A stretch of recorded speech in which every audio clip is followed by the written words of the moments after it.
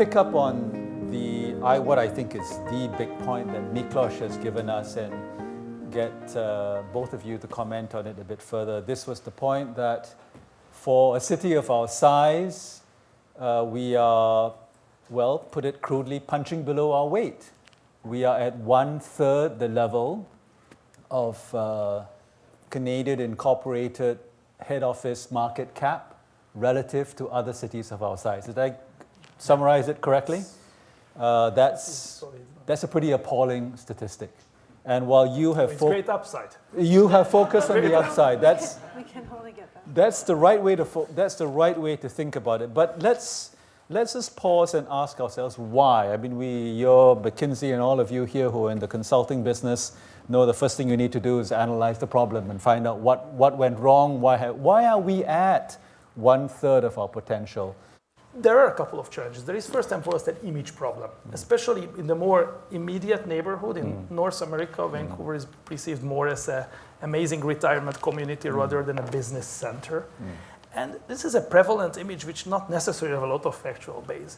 Typically, big cities tend to have a really large name, one big headquarter which attracts other, you can call it Boeing. If you're kind of looking at other Western North American cities from Denver to Seattle, they all have these big names. Look at names in Seattle, Amazon.com. But it all starts with one big company. One big company creates a lot of executive jobs. Executive jobs creates a lot of other jobs around them. That creates a lot of wealth accumulation, which starts off with small companies. If you compare the biggest company in Vancouver, it's still small compared to the biggest company of basically any other city of a similar size. The dynamic part of what's happening in our tech sector, we are a leading hub in a number of different areas now, digital media, clean tech, all of those things. There isn't probably a recognition of that significant shift that's occurring. But at the same time, I would say that that's also, it's also about timing and opportunity. When you see the shift of what's happening in terms of growing markets in Asia and how China and Southeast Asia and India are going to be driving economic growth and change across the world over the next 10, 20, 30, 40 years, we're in a very unique position at this point in time. In terms of our location as the gateway to Asia for Canada, North America, what we have in terms of a multicultural population, the skills, the talent, and all of those things. And so it really means that we have this unique opportunity, I think, to really change that. I think we really have to think about where we want to punch through. Where are the 2 to 3 sectors or areas that to be that global hub for Asian business, focusing our efforts on where we know we have real strengths and real opportunities, not trying to be everything to everybody, but focusing on those key things where we can punch through and we can build success from. What we do have, of course, is a very large population of typically immigrants from Asia who are connected to the corporate world in a very significant way in Japan, in Korea, in India, in China, and beyond. I wonder if Miklos, and I know your colleague Mingyu is here as well, I wonder if you might want to say something about how do we take advantage of that? The fact that we don't have to go to Shanghai to knock on a door to ask a company to come here. Individual connections may not reach the critical mass. It needs to be very concentrated. There needs to be, in almost every success story we have seen, it was all about concentration, conscious focus, systematic end-to-end focus of, that's great, we have these relationships, but what do we do with this relationship? Are we following up? Do we have the right communities with all these daughters of CEOs and sons of CEOs studying here?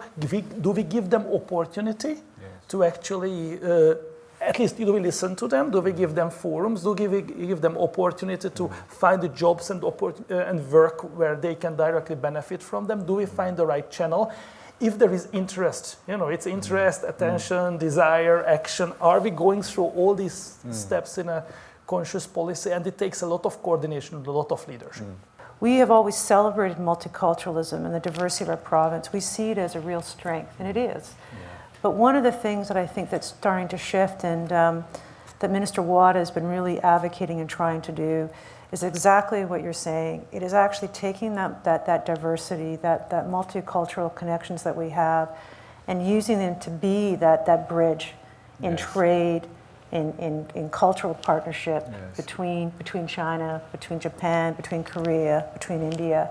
And that is the one unique asset that we have as a province that jurisdictions around the world and even other provinces don't have. The multiculturalism card, if you will, has often been framed in pure racial, ethnic, or cultural terms, but the so-called multicultural community, and that's basically the entire community, wants to be seen as more than a Korean Canadian, or more than a Pakistani Canadian or a Chinese Canadian. If they happen to be in the clean tech business, they want to be recognized for their expertise in clean technology, and they want to be given the opportunity to set up their businesses here. So, terrific point, great assets to work on.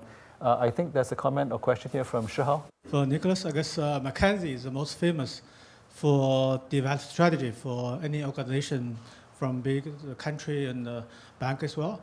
I guess Vancouver, they always said it's a gateway to Asia Pacific. It should be sort of like a brand name everyone know from the world. From your expertise, what potential could be more sexy theme under that gateway, so can be attract investment in the business from the world? And another question for Shannon, from a government perspective, we just talk about the clean tech and those startup company, but there's like a government policy incentive to promote or attract investment in those small, medium-sized business, help them grow. I think one of the most important things is focus.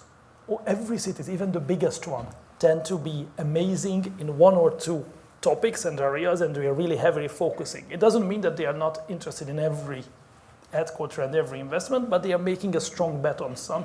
You need that. So I think the question is totally fair.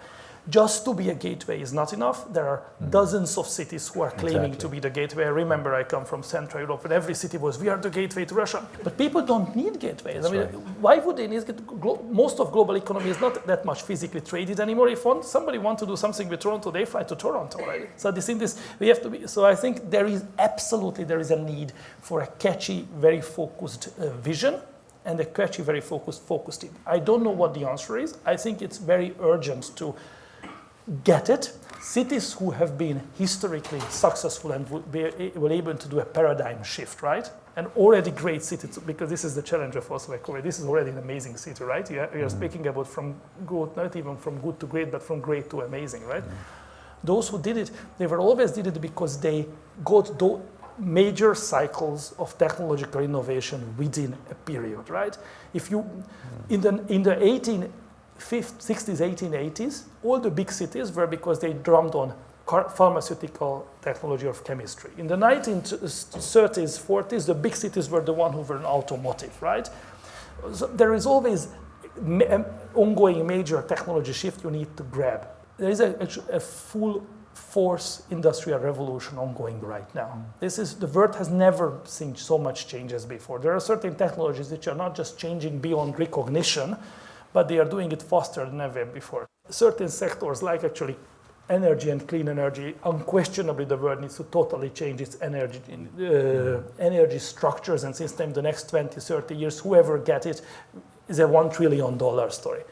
Healthcare, multiple $1 trillion story in an aging planet. Actually, fintech you mentioned, of course, I'm totally speaking bias, but the next wave of how people will serve, not just in financial technology, but in broader digital sphere is there. Actually, very traditional business, but the future of mining, the future of hardcore industry and mining. This is an industry which was waiting for this revolution to happen. It's 10, 20 years behind, but it's now happening. So getting one or two of these major cycles right, have a vision and a story around it, that would be a magic weapon. One of the things we recognized in our ministry is that our model for investment attraction has probably been one where it's a bit more of a lead generation model, where people come to us, and we're not out there necessarily going out after the types of investment and investors that we want to see in British Columbia. So we've kind of shifted our approach on its head, and one of the things that we've done to support that is we've developed value propositions for all of our priority sectors, and have done that supply chain analysis on all of our sectors, and have identified the areas where we need to see increased investment, to grow those sectors and make them more competitive, and also where there's real strengths. Because on the mission, so many times I've been on the last couple of years, meet lots of companies, particularly in China, and potential investors in other markets. And they want to know what the opportunities in British Columbia. And so that's a very good point. It's something that I took away even on this last mission, that we're not out there doing as much as we possibly could to bring the types of opportunities into markets. And we do have to shift the way that our approach on that front. We can't wait for those opportunities to come to us. We have to be much more proactive, bringing them out into the world and into the investment community. Please, just introduce yourself. Everybody knows you, Jack, but... Jack Austin. I'm interested to know to what extent the cost of doing business is a factor in your attempt to recruit head offices. Cost of labor, cost of housing, the total package, and whether in your discussions any of the important groups have suggested the idea of buying down their costs as an initial entry to head office activity here. Maybe I should start, since this is directly an issue that HQ Vancouver deals with. We have in our value proposition, the high-level value proposition that we offer to potential investors, we use the acronym TLC. We offer lots of TLC. T refers to talent, L refers to location, and C refers to competitiveness. And competitiveness is all-in competitiveness. Obviously, it's taxes and so on, but it's also, of course, wage costs, it's real estate costs, it's personal income taxes, electricity costs, and so on. At HQ Vancouver, we've done a specific comparison of Vancouver versus what we think are competitor cities for head office location. So we're not competing against a small town in Ohio or rural Saskatchewan. We're competing against Portland and Seattle and San Francisco and Los Angeles. In that case, where we look at West Coast cities of North America, we've done a very comprehensive study looking at real estate costs, all-in corporate taxes, looking at wage costs, looking at turnover rates of labor, looking at electricity costs, and we come out way more competitive. But Jack, the short answer to your question is this. If it's head offices we're going after, we are competing with head office cities, which are global cities, which are expensive cities. So we shouldn't worry too much about the fact that we are seen as also an expensive city. We are competing by definition with expensive cities. And the big challenge for Vancouver in the long run really is not so much on the price side and the cost side, it's on the income side. Miklos may want to say a bit more about that. The challenge we face in this city on the so-called affordability problem, I don't deny there is an affordability challenge for young people, but the biggest part of that problem is on the income side, to my view, rather than the price side. Miklos, I know you worked with many jurisdictions to help them not only attract investment, but to set up their investment attraction systems. Can you talk a bit about what are the key things we need to learn from these organizations? Well, okay, this is not an easy question. It's a big one. It's a big one. But let me try to have a short answer, because I think we're running But it's out. partly organizational. I'm not talking about the macro environment. Fair enough. For organizational perspective, these organizations need to be end-to-end. Yes, they need to start from very early on, really going out, as you mentioned, not just reacting, but really going out proactively, raise the awareness, not just answer questions, however nicely we do. But then also go to the other end. Once companies are interested, helping them connecting, going through every single step, also helping and advocating policies, also kind of going deep. If we are looking at, for example, how the Singaporeans are doing, they literally have, I think, 30 or 40 different activities they are doing. The second thing what we have seen, which is very common, there is a broad mandate. Let's put it this way, no criticism intended. This is a project. You are comparing a project to institutions, right? These are institutions. They are not typically kind of exist for a few years. There is also scale, right? So if you look at the Irish Development Agency has something like 300 people, This is a serious job. It's very hard to do something. And I think there is also dedication, right? These are dedicated units. I mean, it's not usually dedicated just headquarters. Headquarters and foreign direct investment, right? It's one very important aspect. If I'm looking at your portfolio, at trade, there are many, many aspects.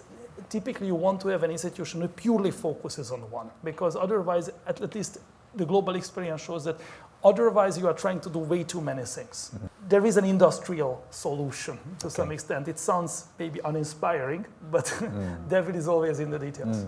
When I look at British Columbia, and I suppose and where we've come from, and yes, HQ Vancouver is 8 months old, but it comes from a very, I think, a strong foundation where BC has had a very targeted strategy to expand our trade with Asia, probably since the early 2000s. And we now have the most robust trading relationship with Asia than any other province in Canada.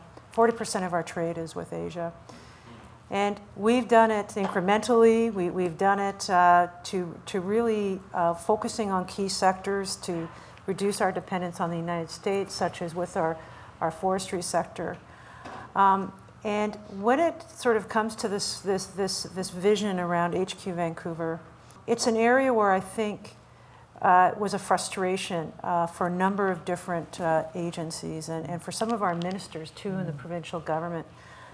And that we have a number of different agencies in BC and in Vancouver and Canada who are all targeted towards wanting to create this headquarters in Vancouver with a focus on Asia as an Asian hub. But yet we were all working in our own different silos. And this project was about, you call it a project or an initiative. HQ Vancouver was about bringing all of the key partners, all the different strengths that we had in the province to work together under one umbrella. And with that, one of the key things, and I agree with you too, is that for this to be successful, for us to achieve that vision, we have to make sure that it's sustainable, we have to be targeted, we have to be focused, and we have to know that we're in here for the long-term game. Thank you, Shannon. Val, and then Danny. How do we strengthen the base of what we have? Very important. Right. The second area, which is extremely important, and I would love to have both Shannon and Miklos' viewpoint on that, is in the area of what is called unicorns. $1 billion new companies. Of course, Silicon Valley is the #1 area of unicorns. In-home groomed big new companies. How do we get more? The #2 in the world is actually Stockholm. Would you have known? Stockholm. Interesting. And then Israel. So how can we focus also, what are we going to do on grooming more unicorns? When we look at the challenge we have to grow more jobs and to grow our economy, that growth structurally comes from larger companies. And in British Columbia, 98% of businesses in British Columbia are small business. We have a very strong startup tech sector. But that ability for our tech sector and some of those leading edge companies to go to the next level is very difficult for them.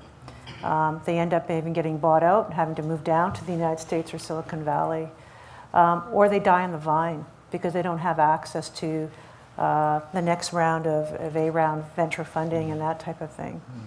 And so what I have to say is that this is an issue that's very much top of mind for the BC government, and we are looking at new policy initiatives and responses to this issue. To grow more jobs, we have to grow bigger companies in this province. Yeah, absolutely. Miklos, anything? Yeah, totally agree. Two quick additions. #1, there is a very clear correlation between large headquarters and unicorns. Both Stockholm and Tel Aviv are, by the way, cities where this ratio I just mentioned are north of 500%, way north of 500%, right? So I'm not speaking about or modest goals compared to what I'm speaking about a dream goal, right? Because large corporates create an ecosystem. It creates a large number of very experienced global leaders who, by the way, are who know how, hey, I mean, the guy from Ericsson, he knew how to run global business.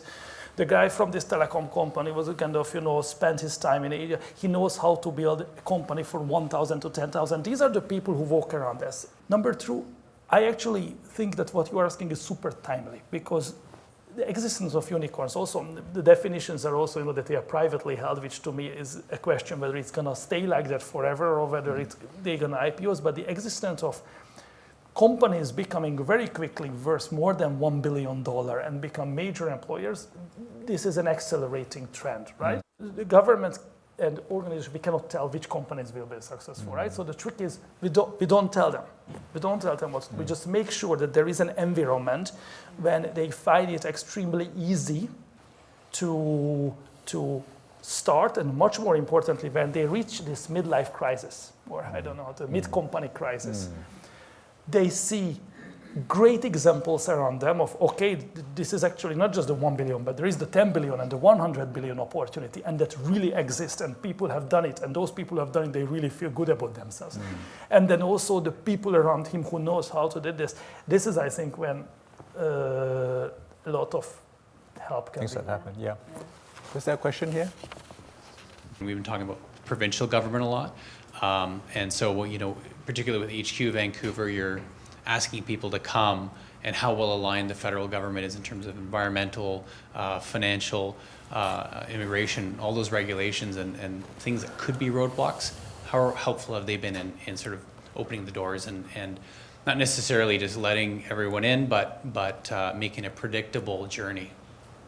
Every company that's coming into British Columbia or is looking at sort of what they need to help facilitate their entry into market or to come to HQ, they all have different issues and concerns. And we can't sort of have a cookie cutter approach to that. And so we bring that team approach. And so if there are immigration issues, if there's taxation issues, whatever it may be, we bring the right people, the right players to the table to help them. And I have to say that, particularly when you look at headquarters coming to establish their presence in Vancouver, we're talking about a different skill set, a higher skilled set. And it's really about that temporary sort of movement and labor mobility for those type of skills. And there is mechanisms within the immigration program in that for those types of movements. And so we have found the federal government on that regard to be really flexible in working with us, but doing it on a company-specific basis, because the issues for every company is different. Yeah, it's different. Well, we've come to the end of our session. I just want to circle back to the theme of today's event, which was the idea that we have a critical mass of talent and expertise on Asia-focused business professional services in Vancouver, one that I feel we haven't talked about enough. We need to publicize more widely as part of our value proposition for attracting head offices. Everything that Miklos has said about what McKinsey is doing, I know is happening in your firms as well. And it's only if we, this is going to sound rather corny, but really it's only if we work together that we are going to turn this city from the 1/3 potential that we are now at to the 100% potential or beyond. And even more. So with that, I want to thank all of you for joining us today. I want to thank especially SFU, BD School, our partner on the Head Office Conversation series. And please join me in a round of applause.